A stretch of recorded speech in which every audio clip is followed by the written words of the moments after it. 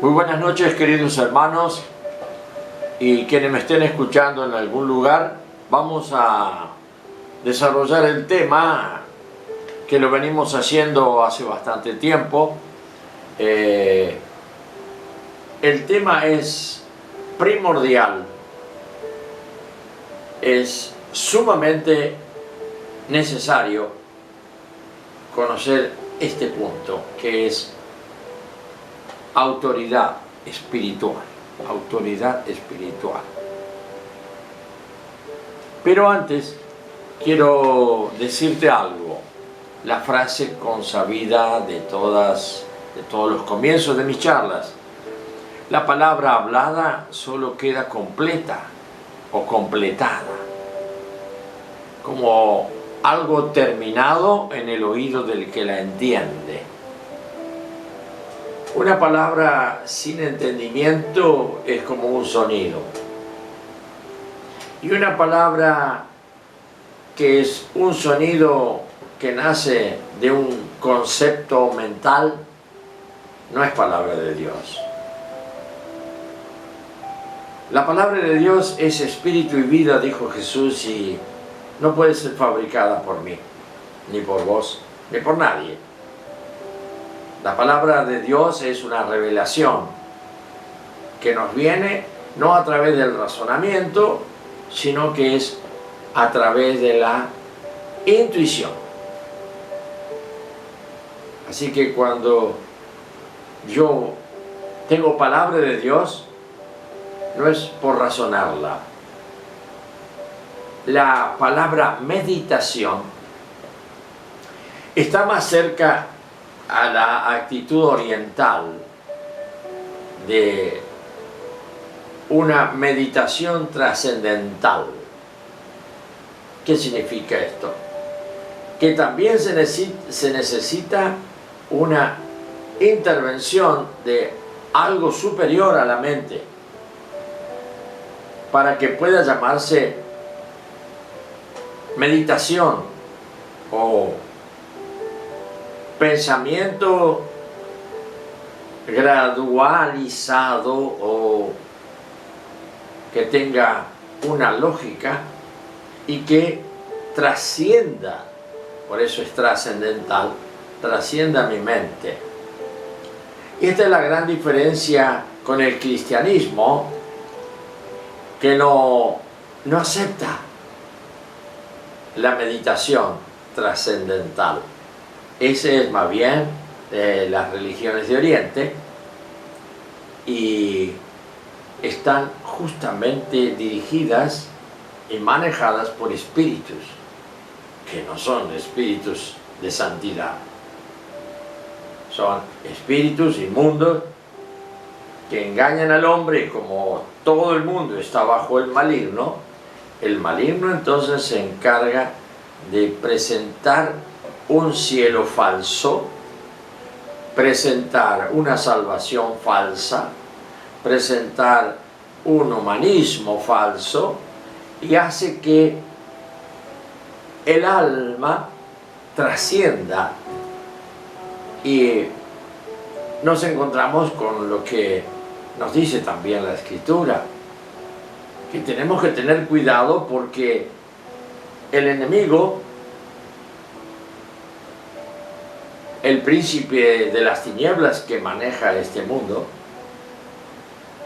este sistema de existencia humana, ellos son los que penetran en el espíritu humano y lo manejan.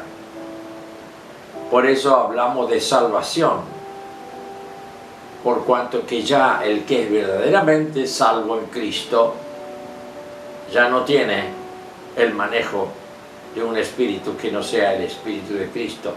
Por eso el apóstol Pablo dice esto y lo otro, si es que en vosotros mora el espíritu de Cristo. ¿Y qué cosa esto del espíritu, no? Vemos a Santiago y Juan a la entrada de la ciudad de Samaria. Allí está Jesús y ellos se enteran de que los samaritanos no le dejaron entrar a Jesús en Samaria. Primero porque era judío y segundo porque no sé si habrá otras razones. La Escritura no lo dice. Y creo que fue el apóstol Juan que le dijo a Jesús, Maestro, ¿quieres que hagamos bajar fuego del cielo y quemamos esta ciudad? No sé si esta actitud de Juan es mejor o peor que la palabra de Pedro. Cuando Pedro le dice, lo llama aparte y lo reconvino, que quiere decir, lo advirtió cuando Jesús hablaba de que estaba próximo a morir. Les decía a ellos, la hora ya viene. Dentro de poco, en Jerusalén me van a matar, me van a crucificar. Era un golpe de contradicción a su pensamiento, que creían que era el Mesías, el que había prometido el profeta o los profetas, y que iba a reinar en el mundo, y el pueblo judío iba a ser realmente el pueblo con esa misión de orientar y gobernar al mundo. Una falsa idea de mesianismo. Jesús tenía que morir para ser el Mesías, o sea, el ungido de Jehová, el cual podía primero pagar el precio del pecado y ser el salvador de las vidas, haciendo que creyeran en Él. Por creer en Él, lo dice el apóstol Pablo en Romanos 3, la salvación es por fe y no es por obras. Porque la obra humana toda es inmunda. En la obra humana no interviene Dios ni el Espíritu Santo para nada. Pero allí encontramos que Satanás engaña a los suyos y los lleva a que pueden tener una sensación de lo que está más allá, a través de la meditación trascendental, que trascienden a su propia mente, a sus propios afectos, a sus propios sentimientos. Y tenemos en la Escritura, a través de la visión espiritual del apóstol Pablo, que lo describe a Satanás como que él también se viste de ángel de luz para engañar. Y lo relata el apóstol Pablo diciendo, porque vuestro enemigo el diablo se viste de ángel de luz para engañar. Por eso que él opera en nuestra mente con pensamientos de posibilidad de salir del pensamiento humano y trascender. Aquí tenemos el mundo de Oriente, con las religiones orientales, el budismo, el brahmanismo y otras más grandes corporaciones del mundo que adoran y viven realidades trascendentes, experimentan mejor. Y esto es la clave del cristianismo, que nosotros no tenemos meditación trascendental. Y la palabra meditación ha quedado como algo propio de lo que es la trascendencia de un espíritu que no te va a llevar al trono del Padre, sino que vestido de ángel de luz, dice la palabra, te va a llevar a que te engañes. Porque en nosotros está la capacidad de engañarnos y en el diablo está la capacidad de engañarnos. Y él tiene un poder muy grande sobre la mente humana. Él pertenece a una creación superior al hombre, por cuanto que Son espíritus los ángeles, y los espíritus evidentemente son superiores en la creación, no en el proyecto de Dios. En el proyecto de Dios está todo como que la creación del hombre es superior a los ángeles, lo dice también el apóstol Pablo. Superior a los ángeles. Nosotros somos superiores a los ángeles, a todo, cuanto más a los demonios o ángeles caídos. Pero esto porque estamos en el proyecto de Dios, de que ¿cómo hace Dios para levantarle a alguien y llevarlo hasta lo sumo de las alturas de la gloria, si no lo puede sacar de abajo? Pero el pecado de Adán fue considerado un pecado de la carne. Su propia concupiscencia permitida a elegir, eligió mal. Satanás no tiene perdón de Dios. ¿Sabes por qué no puede tener Dios misericordia de los ángeles caídos y menos de Satanás?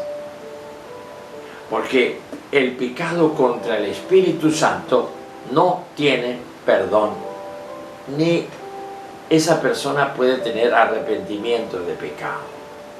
Así establece la Escritura. De manera que Satanás y la tercera parte de los ángeles, cuando pecaron contra el Espíritu Santo, porque los espíritus disciernen lo espiritual. Y pecaron contra el Espíritu Santo de Dios, y por eso en un instante cayeron en las profundidades del poder de la muerte. Así va a ser con todos los hombres que no crean en Jesús, para eso Él vino. Y así va a ser con todos aquellos cristianos. Pareciera que por ahí va la cosa. Algunos teólogos interpretan de otra manera esto, que el pecado contra el Espíritu Santo no tiene perdón de Dios, por los cuales o por las cuales personas ni siquiera hay que orar ni pedirle nada a Dios, porque ya están condenados. Han pecado contra el Espíritu Santo. Yo sostengo que esto se da en aquellos que, habiendo recibido al Espíritu Santo, habiendo experimentado el sabor glorioso de la presencia espiritual del Señor, después decidieron contrariar al Espíritu Santo, apagarlo y seguir con sus prácticas del mundo. Creo que eso es el pecado contra el Espíritu Santo, que puede estar solo en un creyente que abandonó todo y puso en duda todo y perdió hasta la fe. Algunos dicen que la fe no se pierde. Yo digo que sí, la fe se pierde, porque cuando el creyente no produce obras de fe, la fe palidece, la fe se diluye y luego muere. Y cuando la fe ha muerto, esa persona se transforma en un enemigo de Dios, y un fatal enemigo de Dios. Y fatal viene así como que lo fatal es lo impredecible y lo terminal. Y el fatal o fatalismo es aquello que anuncia el desastre último y total. Es ese estado el que ha pecado contra el Espíritu Santo de Dios. Por eso ese pecado les lleva a ser verdaderamente enemigo de Dios, frontalmente enemigo de Dios. Es el que ataca todo tipo de religión, es el que nos concibe la idea de Dios a tal punto que lo niega en forma absoluta, lo cual es lo más ridículo en este tiempo. Por eso hay muchos de esta clase de personas que se definen agnósticos, que queda bien. Yo soy agnóstico. ¿Por qué? Y porque no puedo conocer a Dios. Porque lo quiere conocer con su mente y no quiere dejar que esa palabra espiritual golpee su adentro, golpee su vida interna y lo quiebre, lo permite. Es la soberbia que lleva consigo para desplegarla hasta su final de vida. Acá vamos a ver algo así como que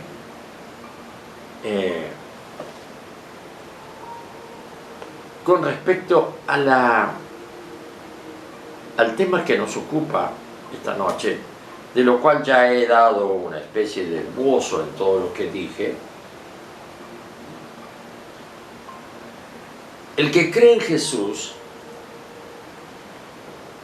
necesita una conversión. Estaba conversando con alguien y le decía que mucho no se conoce esto, pero que yo me recuerdo en mi tiempo, cuando todavía se hacía el servicio militar en Argentina. Eso fue dejado en el pasado.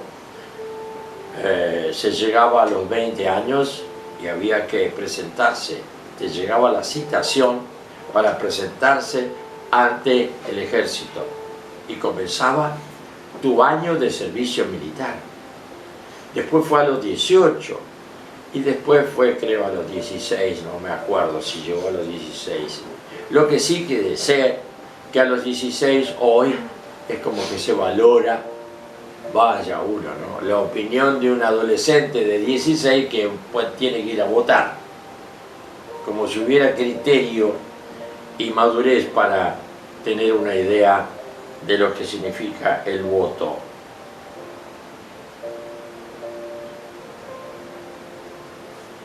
Cuando el creyente ha aceptado a Jesús en su corazón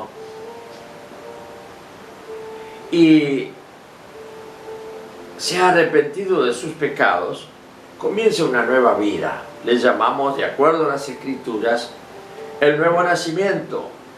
También le podemos decir la regeneración. Es como que ahora pertenecemos a otro género. Aún seguimos siendo humanos, pero no al género de Adán, sino al género de aquel que fue llamado y es llamado en la Escritura Adán, alma viviente, Cristo, el Señor Jesús, espíritu vivificante. Por eso lo único que nos vivifica es la palabra espiritual que golpea dentro de nosotros y nos revela. ¿Y cuándo yo sé que tengo una revelación? Cuando de pronto un punto que lo tenía así desajustado en mi vida y pronto le pedí al Señor que tenga misericordia y me revele sobre este aspecto, sobre el otro, y después digo: gracias, Señor, porque hiciste posible que ahora me dé cuenta. Ahora lo sé. Y lo sé no porque yo estuve pensando, lo sé porque una intuición espiritual que pasa por al lado del esquema, el motor o el aparato del raciocinio humano, pasa por el costado y me lo muestra allá sin que yo me preocupe más. Ya lo vi, ya lo sé. Gloriosa revelación de Dios. Porque si no decimos yo creo, y terminamos como un loro o una gallina en su gallinero. Creyentes del esfuerzo, creyentes de la suposición, creyentes como que imaginan que tienen los ojos vendados y no pueden nunca saber nada de Dios. Así que, conclusión, creer es saber. ¿Por qué? Porque una palabra espiritual entró en mi espíritu golpeó fuerte y se abrió. Hizo funcionar la mente de Cristo que me ha sido dada. Otra vez voy a repetirlo porque es básico para mí y para ti. Primera de Corintios 2, versículo 16. Nos ha sido dada la mente de Cristo. ¿La estás usando, mi hermano? ¿La estás usando? O tu mente es absolutamente carnal y no hay nada, y lo que se despertó un día cuando creíste que ahora tenías que tener vida y esa vida iba a ser la luz de tu vida, de tu futuro, la luz espiritual, se apagó y murió la vida de Dios. Y ahora me parece que todo ha sido un sueño, todo parece una fábula. Si te pasó eso, no sé qué decirte, pero esta noche mismo recupera lo que el Señor te ha dado. Un poco con las palabras del apóstol Pablo.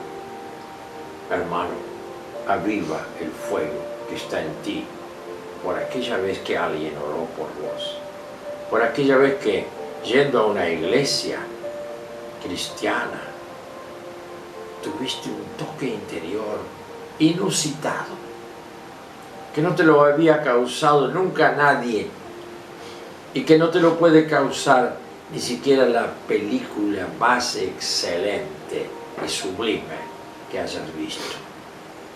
Es algo superior, es algo que te lo regala el Espíritu Santo de Dios a través de la fe en Jesús. Por eso, vuelvo a decirte, una revelación es simple.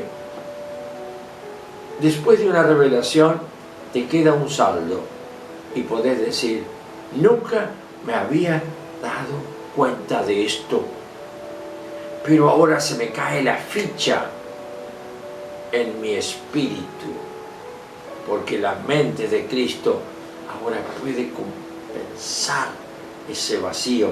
Ahora me di cuenta, ahora lo sé. Y transformas tu vida en un camino de conocimiento y crecimiento en el saber, en recibir mayor grado de sabiduría todos los días. Porque eso es lo que anhela el Espíritu Santo para un hijo de Dios que ha nacido. Pero los nacidos a veces tardan mucho tiempo en despertar, quedan como bebé, les encanta ser bebé, no les interesa nada, entran en un camino estático.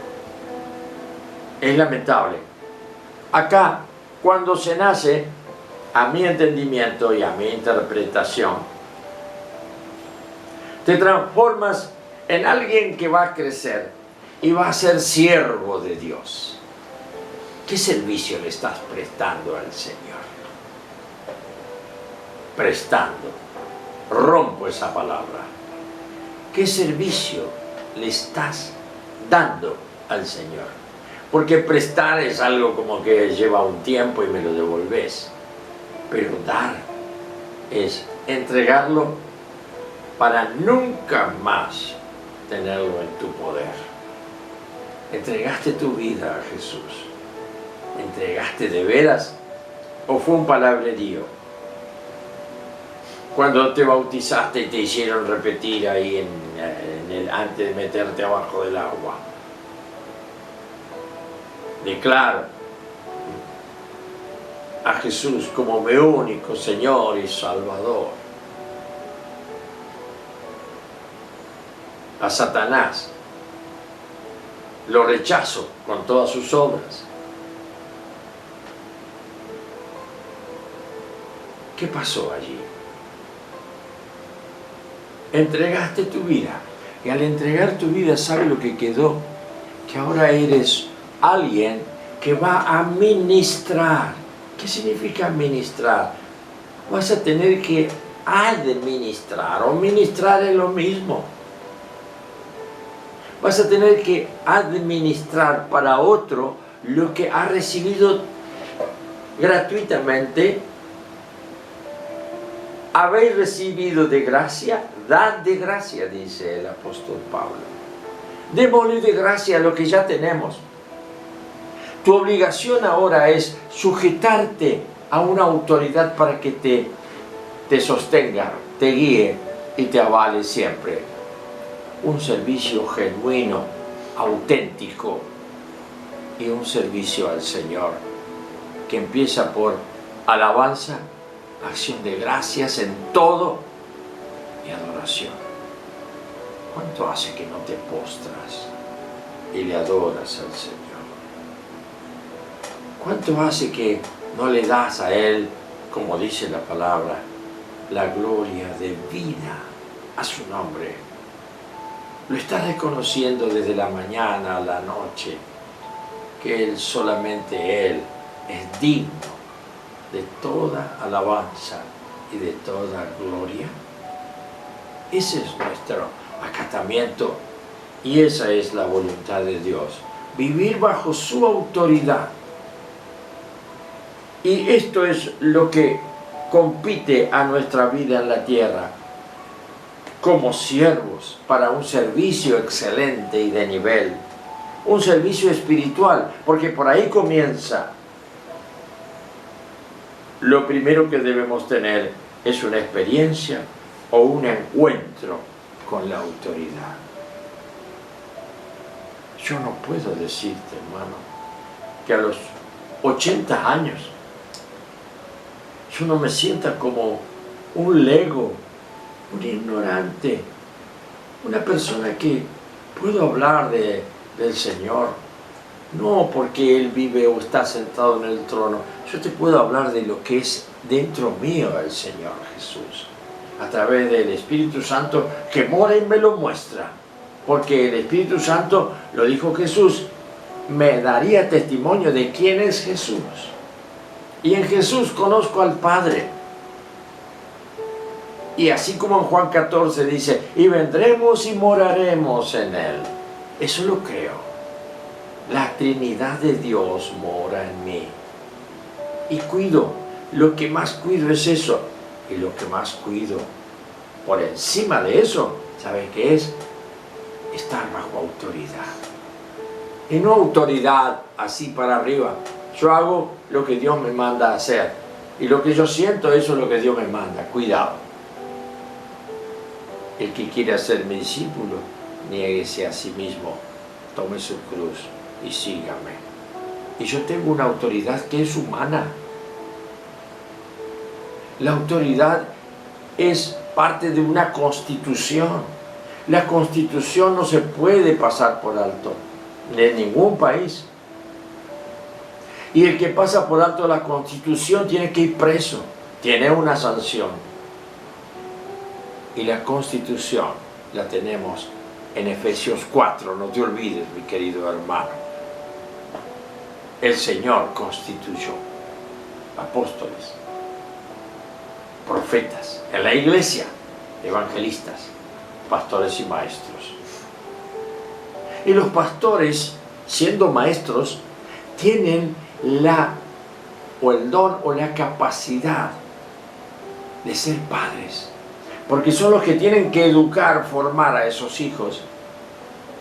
¿Por qué?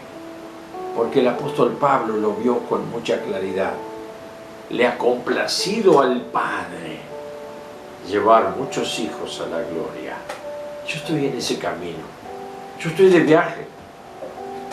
En algún momento llego, y cuando llego allá es porque ya me fui de acá. En un instante estoy del otro lado. ¡Qué bueno!